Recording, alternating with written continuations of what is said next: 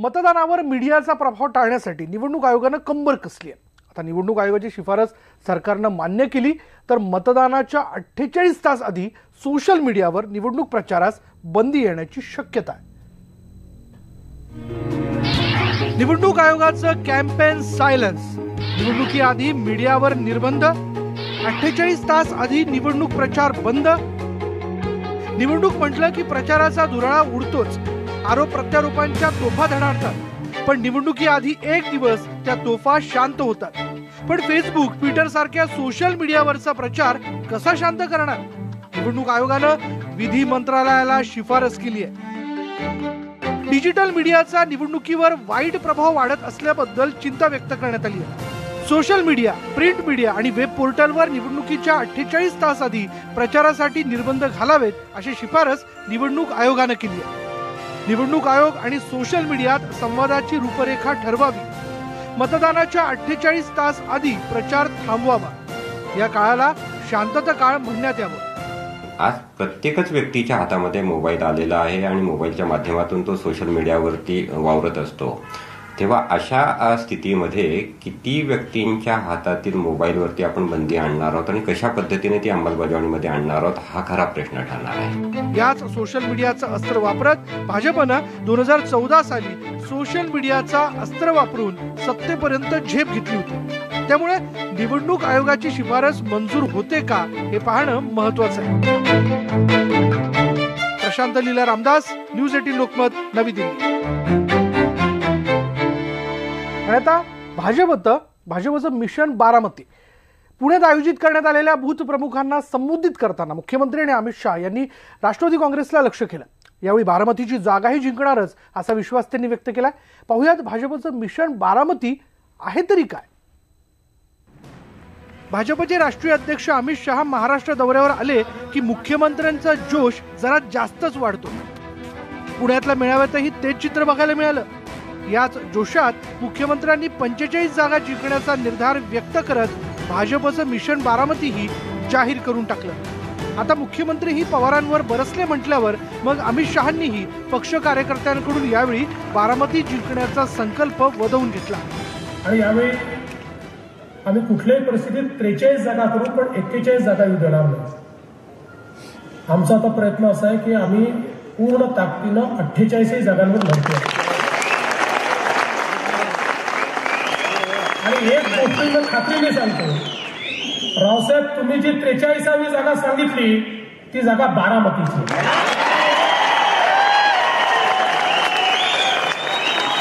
ना। बारामती मागच्या वेळेस थोड्यात राहिली, आता राहणार नाही। महाराष्ट्र के अंदर हमारे गठबंधन की 45 से कम सीट लेकर आएंगे ना तो विजय कोई मानने वाला नहीं है। कितनी सीट, जरा जोर से बोलो, और जोर से बोलो जरा। अरे भाई मराठी में बोलो, कोई बात नहीं। 45 सीट जितनी है तो बारामती वाले जरा हाथ ऊपर करें।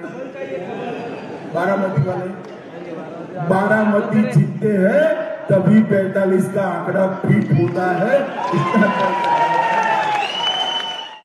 गेल्या वेळी बारामतीची जागा महादेव जानकर यांच्यासाठी सोडली होती, पण यावेळी भाजपच बारामतीची जागा लढणार असल्याचा निश्चय भाजपने करून टाकला कि 48 में 45 जगह जीतेगी भारतीय जनता पार्टी। ठीक हुआ अमित शाह जी ने 48 में 50 जीतने का दावा नहीं किया, और बारामती जीतने का भी दावा मुख्यमंत्री और अमित शाह जी कर रहे हैं। हम पूछना चाहते हैं, उम्मीदवार कौन है? नरेंद्र मोदी जी, अमित शाह कि देवेंद्र फडणवीस? उमेदवार को घोषित करने का काम करें। भाजपने मिशन बारामती जाहीर केलं असलं तरी पवार आणि मोदींची राजकीय मैत्री जगजाहीर आहे। स्वतः मोदींनीच बारामती दौऱ्यात आपण पवारांचे शिष्य असल्याचं जाहीर केलं होतं। अपने आप में बड़ी विरासत है, सार्वजनिक जीवन की एक बहुत बड़ी पूंजी है, बहुत बड़ी विरासत है। मैं व्यक्तिगत रूप से शरद राव का अत्यंत आदर करने वाले व्यक्तियों में से रहा हूं। मैं गुजरात का मुख्यमंत्री था, वो हमेशा मुझे उंगली पकड़ करके चलाने में मेरी काफी मदद करते रहे हैं, और ये बात सार्वजनिक रूप से स्वीकारने में मैं गर्व अनुभव करता हूं। मोदींच्या या बारामती दौऱ्यानंतर पुलाखालून बरंच पाणी वाहून गेलं। मध्यंतरी तर मोदींनी बारामतीकरांसमोरच पवारांना तुम्ही अपमानित होऊनही काँग्रेससोबत कसे असा राजकीय चिमटा काढला होता, तर दुसरीकडे पवारांनीही आपण मोदींचे राजकीय गुरु नसल्याचा जाहीर खुलासा केला होता. कदाचित त्यामुळेच भाजपने आता हे मिशन बारामती हाती घेतलं असावं. पण पवार ही कच्च्या गुरुचे चेले नाहीत, त्यामुळे बघूयात पवार आता भाजपचं हे मिशन बारामती नेमकं कितपत यशस्वी होऊ देतात ते. ब्युरो रिपोर्टसह वैभव सोनवणे, न्यूज 18 लोकमत, पुणे. आता भाजपचे मिशन बारामती यशस्वी होतंय की नाही हे येणाऱ्या निवडणुकीतच आपल्याला कळू शकेल. यानंतर पाहूया, साताऱ्याचे खासदार आपल्या हटक्या स्टाईलमुळे नेहमी चर्चेत असतात. ते कधी अँग्री यंग मॅन बनतात तर कधी हळवे. त्यांच्या बेधडक स्टाईलचे व्हिडिओही अधूनमधून सोशल मीडियावर व्हायरल होत असतात. म्हणूनच उदयनराजे नावाचा अजब रसायन समजून घेण्यासाठी आम्ही थेट सातारकरांनाच बोलतं केलं. पाहुयात उदयनराजेंवरचा हा स्पेशल रिपोर्ट. साताऱ्यात हवा कुणाची? उदयनराजेंची. कोणी जर आरेरावीकडे असेल तर मी काय बांगड्या घातल्या नाहीत. राजेंची एकच फाईट, वातावरण टाईट. राजे कधी कॉलर उडवतात तर कधी हळवे बनतात. उदयनराजे नावाचं रसायन आहे तरी कसं? साताऱ्यातली हीच ती कॉलेज बाहेरची छोटीशी चहाची टपरी, जिथं उदयनराजे फोटोरूपी विराजमान आहेत. कारण त्यांनी चहावाल्या ताईंना आपली बहीण मानलंय. म्हणूनच राजेंचं कौतुक करताना ही चहावाली मामी अजिबात थकत नाहीये. माझा सख्खा भाव सुद्धा मला इतका जीव लावत नाही, इतका मला ती जीव लावते प्रमाणाच्या बाहेर. माझ्या सख्ख्या भावाने मला कधी राखी पौर्णिमेला राखी बांधून घेतली नाही अजून. पण माझा हा भाव मला फोन केला की लगेच माझ्याकडे 10 मिनिटात येतात लगेच. साताऱ्यातल्या या रिक्षावाल्यानं तर आपल्या गाडीवरच उदयनराजेंचा फोटो लावलाय, तोही 24/7. यावरूनच राजेंची साताऱ्यात किती मोठी क्रेज आहे हे लक्षात येत आहे. गोरगरिबांसाठी आणि जनतेसाठी ज्यांनी रात्रंदिवस कुणी जरी त्यांना हाक मारली, मदतीची हाक दिली तरी ते धावून जातात. आणि त्यांच्याकरता राजा आजपर्यंत मी कुणी बघितलं. आपण राजे आहोत असा कोणताही बडेजाव न ठेवता उदयन महाराज थेट गोरगरीब जनतेशी कायम संपर्क ठेवत असल्यानंच ते साताऱ्याचे लोकप्रिय खासदार बनले. त्यांच्या दरबारात आलेला कोणताच माणूस खाली हात जात नाही. कदाचित म्हणूनच सातारकरांसाठी ते आधुनिक लोकशाहीतले खरेखुरे राजेच बनून गेलेत. पण एवढंच सांगेन, तुमचा अडीअडचणीत भले तुमच्या आनंदाच्या काळात मी नसेल, पण तुमच्या अडचणीच्या काळात कायमस्वरूपी तुमची साथ देईन. उदयन महाराजांची ख्याती फक्त साताऱ्यापुरतीच मर्यादित नाही, तर महाराष्ट्रभर त्यांचे फॅन्स आहेत. त्यांच्या मुंबईतल्या एका चाहत्यानं नुकतंच त्यांच्यावर एक गाणं बनवलंय. हे गाणं ऐकूनच ते काहीसे हळवे सुद्धा झाले होते. त्यांचं हे हळवं रूप बघितल्यानंतर आपण आता त्यांचा आणखी एक स्टाईलबाज व्हिडिओ बघूयात.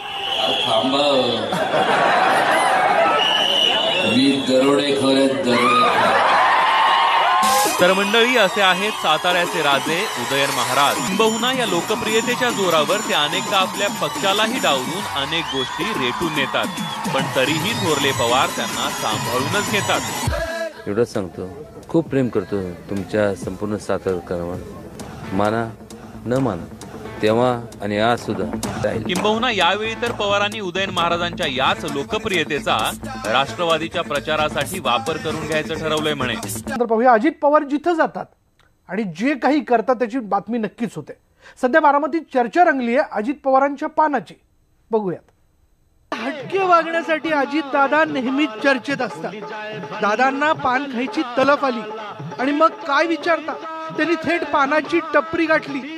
बारामतीच्या त्या गार वाऱ्यात अजित पवार पान खाण्यासाठी पणदरी इथल्या एका छोट्या पान स्टॉलवर थांबले. ते इथून चालले असताना इथं पान टपरी समोर थांबले आणि ते मला म्हटले, काय पान चारतोस का? मग त्याच्यानंतर मी दादांना बोललो की या दादा. आले, मग मला त्यांनी विचारपूस केली, कुठलं कुठलं पान असतं तुमच्याकडं? मी त्यांना सांगितलं की साधं पान असतं, मसाला पान असतं, चॉकलेट पान असतं. आणि मग ते म्हटले मला एकदम साधं पान दे, बिगर सुपारी असलेलं. मग त्यांना मी बिगर सुपारी असलेलं पान बनवून दिलं. मोकळ्या टाकळ्या स्वभावाच्या अजितदादांनी पानवाला पान बनवेपर्यंत त्याच्याशी हवा पाण्याच्या गप्पा सुद्धा मारल्या. तसंच दुकानात कोणतं पान मिळतं इथपासून ते किती धंदा होतो अशी सगळी विचारपूसही केली. पानवाल्यानं पान बांधल्यानंतर मस्तपैकी पानाचा तोबरा भरला. मला चौकशी केली, तू कुठं राहतो काय. मग त्यांना सांगितलं पंधरे गावमध्ये गीतानगर एक परिसर आहे, तर मी तिथं राहतो. आणि त्यांनी मग सांगितलं कसं काय ह्याच्यावर तुझं व्यवस्थित होतं का. मग सांगितलं दादा मी काय व्यवस्थित आहे, समाधानी. आणि त्याच्यानंतर मग त्यांनी बाकी चौकशी केली कसं काय चाललं आहे काय असं तसं. आता इथून येता जाता प्रत्येक वेळेस काचा खाली घेतात गाडीच्या, हात करतात कार्यकर्त्यांना. अजित पवार म्हणजे बिनधास्त बेधडक व्यक्तिमत्व, गावरान दांगडा स्वभाव. त्यांच्या वागण्यातून बोलण्यातून ते नेहमी बिनधास्तपणाचं दर्शन घडवत असतात. परिवर्तन यात्रेवेळी त्यांनी आपला डाएट बाजूला ठेवत कार्यकर्त्यांच्या आग्रहाखातर जेवणावर ताव मारला होता. आता बारामतीचं पान खाऊन अजितदादा काय धमाल उडवून देणार आणि कुणाची चाल सीधी करणार आहेत ते पण भल्या भल्यांची बोलती बंद करणाऱ्या अजितदादांना पानवाल्यानं किती चुना लावला ते मात्र समजू शकलं नाहीये. जितेंद्र जाधव, न्यूज 18 लोकमत, बारामती. खैके पान बारामतीवाला. चला यानंतर आपण पुढला रिपोर्ट आपण जाणून घेऊयात. आपल्यावरील तोडपाणीचे आरोप सिद्ध करून दाखवण्याचं खुलं आव्हान काल धनंजय मुंडेंनी न्यूज 18 लोकमतच्या न्यूजरूम चर्चेत दिलं होतं आणि त्यांचं हे आव्हान जे ते भाजपचे आमदार सुरेश धस यांनी स्वीकारलं. विरोधी पक्षनेते धनंजय मुंडे यांच्या शासकीय बंगल्यावरून नेमकं काय काम चालतं हे उघड करण्याची धमकीच सुरेश धस यांनी देऊन टाकली आहे. तोडपाणी करणारे ही काही ओळख चांगली नाही. ते तुम्ही बोललात तिथे की ते तोडपाणी करणारे नेते आहेत, म्हणजे नेमकं काय? म्हणजे स्वतःचे सेटिंग करणारे ते म्हणून पूर्ण प्रसिद्ध आहे. न्यूज 18 लोकमतच्या न्यूजरूम चर्चेत पंकजा मुंडेंनी धनंजय मुंडे यांच्यावर जाहीरपणे तोडपाणीचे आरोप केले होते. त्याला प्रत्युत्तर देण्यासाठी विरोधी पक्षनेते स्वतःहून आमच्या न्यूजरूम चर्चेत आले आणि त्यांनी विरोधकांना आपल्यावरील तोडपाणीचे आरोप सिद्ध करून दाखवण्याचं खुलं प्रति आव्हान दिलं. एखाद्याला बदनाम करायचंय म्हणून आपण आरोप करायचे. तोडपाणी कुठे गेली त्यांनी सांगावं, कुणासोबत केली सांगावं. आणि केली आरोप करू नका ना, तुमच्याकडे सत्ता आहे हो. तुम्ही डायरेक्ट विरोधी पक्ष नेते चौकशी लावा ना. तुम्ही कुणाची लावताय ना. तुमच्याकडे सीबीआय तुमच्या खिशात आहे, सगळं तुमच्या खिशात आहे. आज एसीबी तुम्ही म्हणताय तसं चालतंय, तर मग तुम्ही करा ना ते. माझं आव्हान आहे आत्ता सुद्धा सरकारला, आरोप करू नका. जर मी कुठं तोडपाणीमध्ये विषय केला असेल तर कुठल्याही चौकशीला मी समोर जायला तयार आहे, पण ते सिद्ध करा. आणि सिद्ध करू नका तर स्पेसिफिक आरोप तरी करा. धनंजय मुंडेंच्या या आरोपांवर पंकजा मुंडेंची प्रतिक्रिया अद्याप मिळू शकली नसली तरी राष्ट्रवादीतून नुकतेच भाजपवासी झालेल्या सुरेश धस यांनी मात्र धनंजय मुंडे यांचं हे खुलं आव्हान जाहीरपणे स्वीकारलंय. आपल्याला संधी मिळाली तर आपण नक्कीच हे तोडपाणीचे आरोप सिद्ध करून दाखवू शकतो असं सुरेश धस म्हणाले. आपल्यावरती आरोप का होतात याचं त्यांनी स्वतः आत्मपरीक्षण करायला पाहिजे.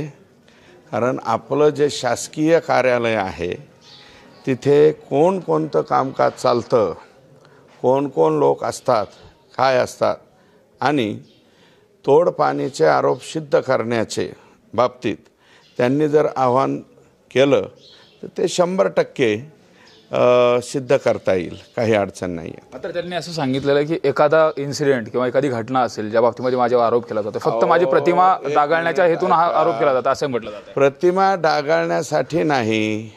प्रतिमा का डागाळते? सगळ्यांना सगळं माहिती नसतं का?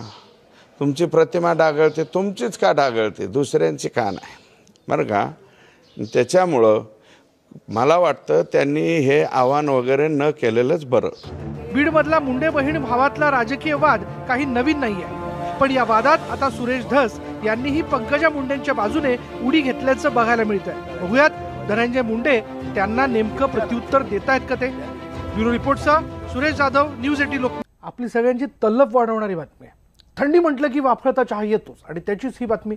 दिवसाची सुरुवात म्हणजे चहा असं अनेकांचं समीकरण असतं आणि याच चहाप्रेमींवर चीनमध्ये संशोधन करण्यात आलंय.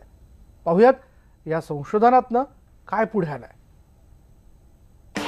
चहा पिणारे असतात क्रिएटिव्ह, चहा पिणारे असतात स्पष्ट वक्ते, चहा पिणाऱ्यांमध्ये असते एकाग्रता. चहा म्हटलं की तरतरी. चहाला शक्यतो कोणी नाही म्हणत नाही. बहुतेकांच्या दिवसाची सुरुवात वाफाळलेल्या चहानेच होते. पाहुणचारात चहा हा हमखास असतोच.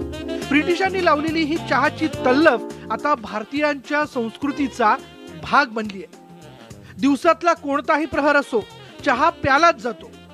पुण्यात तर चहाला अमृततुल्य म्हटलं जातं. चहाची तल्लफ असलेले लोक क्रिएटिव्ह आणि स्पष्ट वक्ते असतात. तसंच त्यांच्यात एकाग्रता अधिक असते. हा दावा काही आमचा नाहीये, तर चीनच्या पेकिंग विद्यापीठाचा आहे. या विद्यापीठात चहा पिणाऱ्यांवर संशोधन करण्यात आलं असून त्यामध्ये समोर आलेले निष्कर्ष चहा प्रेमींना सुखावणारे आहेत. डेफिनेटली चहामुळे खूप फायदा होतो. एक तर तुमची एनर्जी वाढते, उत्साह वाढतो. चहा पिल्याने एक अशी स्फूर्ती येते, काम करायला चांगलं वाटतं. आणि स्पेशली ऑफिसला जेव्हा आम्ही जातो तेव्हा दुपारी जेवणानंतर जेव्हा झोप येते तेव्हा चहा पिल्याने ती झोप जाते आणि एक फ्रेशनेस वाटतो. चहानी नक्कीच स्फूर्ती मिळते आणि एनर्जी ड्रिंक आहे आपल्यासाठी, इंडियन्ससाठी, आणि कॉस्ट इफेक्टिव्ह आहे. आपल्याला दुसऱ्या एनर्जी ड्रिंक्सची गरज नाही लागत. त्यामुळे या संशोधनात 20 ते 23 वयोगटातील विद्यार्थी सहभागी झाले होते.